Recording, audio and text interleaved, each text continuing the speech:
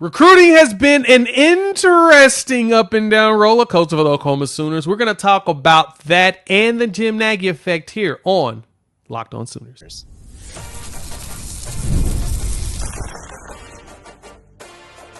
You are Locked On Sooners, your daily podcast on the Oklahoma Sooners. Part of the Locked On Podcast Network, your team every day. And thanks again for making Locked On Sooners your first listen every single day. Shout out to all the everydayers out there for tuning in to subscribing to the show. You can find us wherever podcasts are downloaded and listened to. And for your second listen, go check out our boy Brian Smith over at The Portal for recruiting updates. He keeps you up to date on any and everything that's going down. So make sure you go and check him out. All right.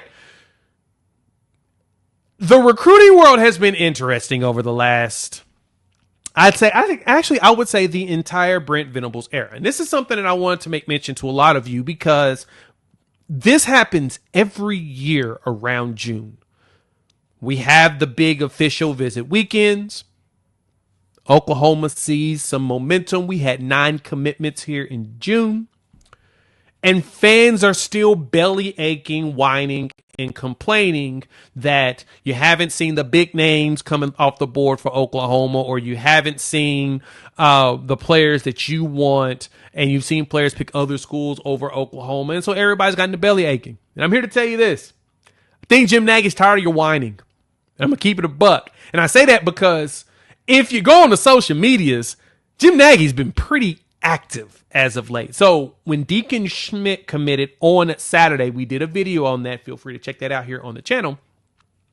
Nagy tweeted out about Bill Bedenbaugh and said, Bill Bedenbaugh walks. This is Bill Bedenbaugh walking out of a room after being real with a recruit and their family and actually caring about them. I'm paraphrasing what he stated, but it was a very fascinating quote. But here it is. Bill Bedenbaugh walking out of any OL recruit's living room who actually cares about getting developed for the NFL. And he put a picture, Big Lebowski or whatnot, boom, boom, blah, walking around.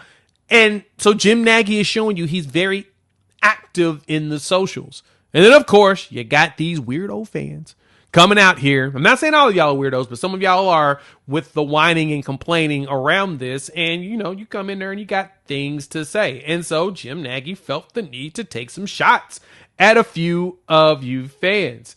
And one fan posted on there, Jim is calling out a lot of kids and parents with this one. And he replied back to this fan. And he said, yes, I am.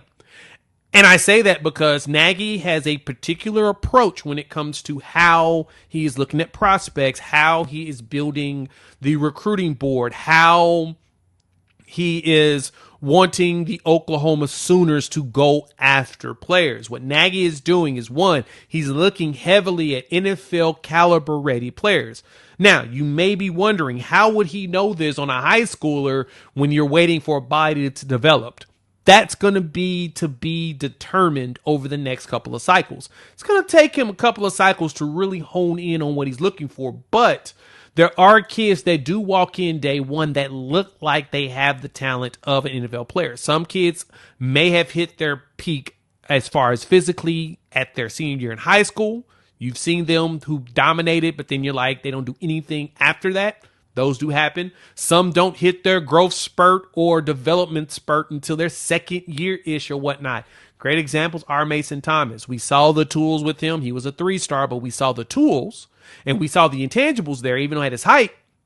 But then when he got healthy finally last season, you saw, that is what the ceiling looks like. And so we were able to convince him to come back for one more year. And if he continues to do stuff, people have been tweeting out, NFL guys, he's potentially a late first rounder if he keeps that up. I think he can this year because the defensive line will make it possible for him to be effective. But I digress. A lot of you have been upset about that. And so they've been changing how they're recruiting and targeting particular players and what they're prioritizing. You can tell for Jim Nagy, the focus is on getting good trench players, ones that fit specific NFL intangibles, and some freakish outliers if you can get your hands on them, as well as someone to throw the ball. So O-line, D-line, quarterback are really the three it seems like they're focused on. The priorities are there for other positions, but they're not as high. We're going to talk about some of those struggles there and why I think those exist in the next segment. So feel free to stick around for that. But as of right now, what he's telling y'all is y'all need to chill. Like there was a tweet that was sent out by a fan about some recruits. Nagy posted that tweet about Bill Beaton. Both fan come in and says, can we get some receivers? And Jim Nagy replies back, chill, Sean. That's what the person's name. And he replied back to it. So if you didn't, I thought I was playing. Jim Nagy's very active right now in the social streets. He's understanding the game that social media plays, and he's taking advantage of it. So you see him talking to recruits, you see him talking to fans, you see him engaging with everybody, you see him follow him and his team are following a lot of recruits, the ones that they are targeting and investigating. They're taking a holistic approach to the way they're doing this. And I know I've been lecturing you all about this on numerous occasions, but I feel like this is kind of one of those PSAs that you probably need to be reminded at least once a month that this is how Nagy's going to do it. Now, granted, we don't know how this is going to work out. This is no different than in the NFL or any other sport that if it doesn't work, what's going to happen? Oklahoma is going to look in a different direction. I understand. But this is probably the best experiment for Oklahoma because Nagy has the experience, and we've seen him do this in the NFL as well as for the Senior Bowl over the last, 7-8 years where he was leading that and building out, getting players going to the NFL. A lot of his kids that have gone through that Senior Bowl gotten drafted in top 100.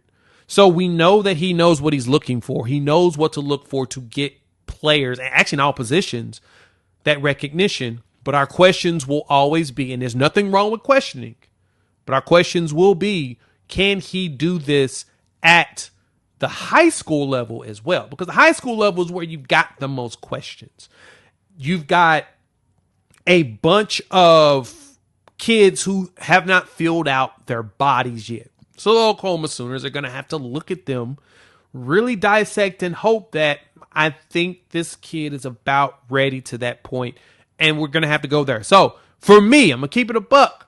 I think that within the next 2 to 3 years, the Oklahoma Sooners is going to be a destination for NFL destined players. Players that want to go play in the NFL and want development, Oklahoma's going to be a destination.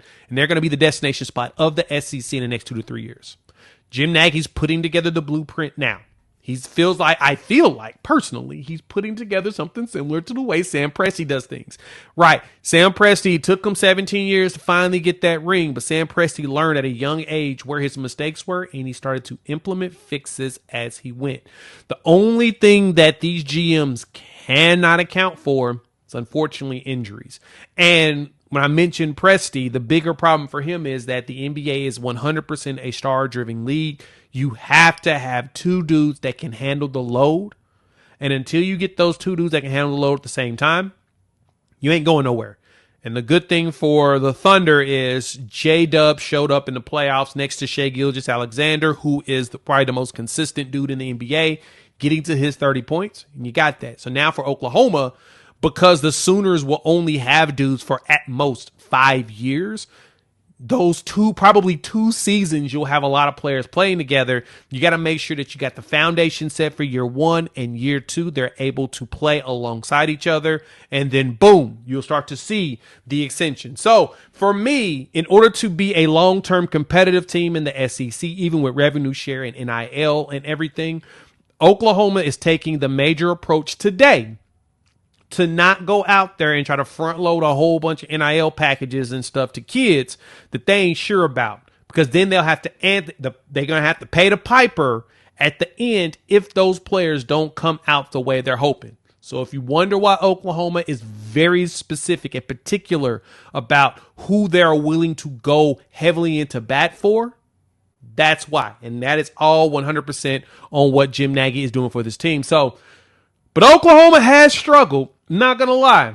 And Sean mentioned it, is wide receiver. I want to talk about that and my thoughts on those struggles next up here on Locked On Sooners.